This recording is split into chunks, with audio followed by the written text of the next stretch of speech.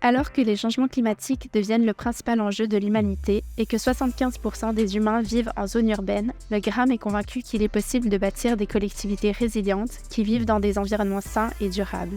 C'est sa raison d'être qu'elle porte avec un optimisme assumé. C'est pour cette raison que le GRAM oriente ses activités par rapport à 4 grands axes. Axe 1. Encourager l'éco-citoyenneté dès l'enfance. Il est important d'outiller les jeunes au principe d'éco-citoyenneté. On va utiliser différentes approches en fonction de l'âge. Par exemple, pour les tout petits, on va susciter l'amour en fait de la nature. Il faut savoir qu'on a beaucoup d'enfants ici à la Chine qui sont allophones, qui ne viennent pas du Québec, où on travaille beaucoup aussi avec des familles qui sont vulnérables. Ce qui se passe, c'est que les enfants, en fait, par exemple en hiver, ils n'auront pas tendance à sortir. Ils vont rester des enfants en fait d'intérieur. Les enfants ont besoin de sortir et justement de se connecter, d'avoir cette relation, de s'amuser dans la neige. Ils ont besoin en fait de tisser ce lien avec la nature, de savoir qu'est-ce qu'un tronc, qu'est-ce qu'un arbre, à quoi sert un arbre, pour pouvoir après agir. Axe 2. Réfléchir et expérimenter la ville qui favorise la santé et le bien-être. Une ville qui favorise la santé et le bien-être, c'est une ville où il y a beaucoup d'arbres et de verdure qui sont accessibles à la population.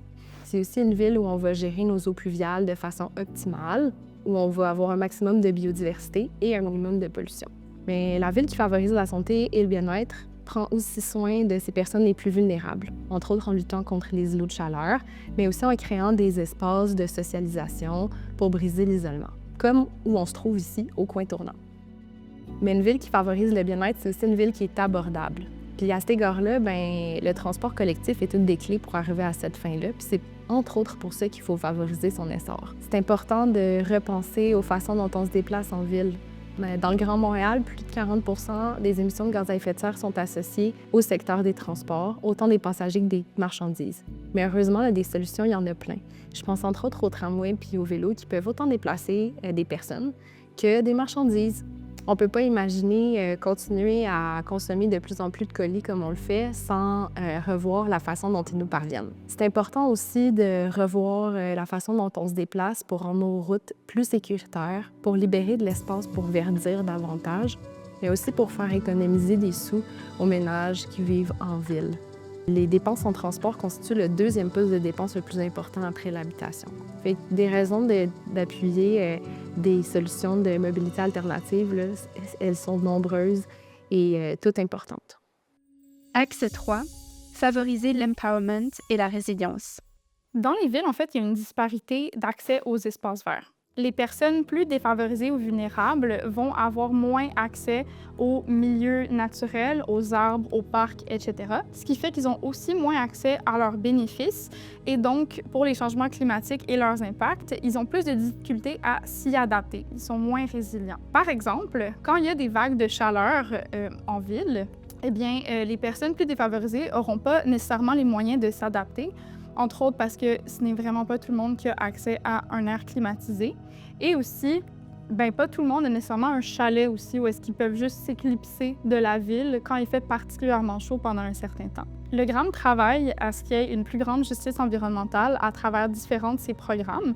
Le GRAM a démarré le projet Vivre en 2022, qui est un programme spécifiquement pour verdir dans les milieux défavorisés. Donc, ça augmente la justice environnementale en allant viser les personnes qui ont le plus besoin des bénéfices des milieux verts, des milieux naturels, des arbres, et en leur apportant des projets à faible coût et participatifs, entre autres pour aussi augmenter l'empowerment de la même façon. Axe 4. Faciliter le passage à l'action des citoyens, citoyennes et des organisations. L'ensemble des activités de verdissement encourage les citoyens, les villes et municipalités, ainsi que les entreprises à participer activement à la création d'espaces verts, ce qui permet à améliorer leur qualité de vie et celle des générations à venir. Les GRAM offrent des activités de cohésion d'équipe clés en main et aussi personnalisées à des entreprises et organisations de Montréal et des villes proches. Les entreprises qui ont participé des activités de cohésion d'équipe organisées par les GRAM ont été toujours contentes. On a remarqué qu'après faire l'activité avec nous, les gens se sentaient vraiment bien pour, bien sûr, avoir passé de bons temps avec ses collègues, mais aussi pour avoir fait une bonne action pour l'environnement. L'ensemble de nos activités de verdissement permet aux citoyens, aux villes et municipalités et aux entreprises de participer activement à la création d'espaces verts, ce qui permet d'améliorer leur qualité de vie et celle des générations futures.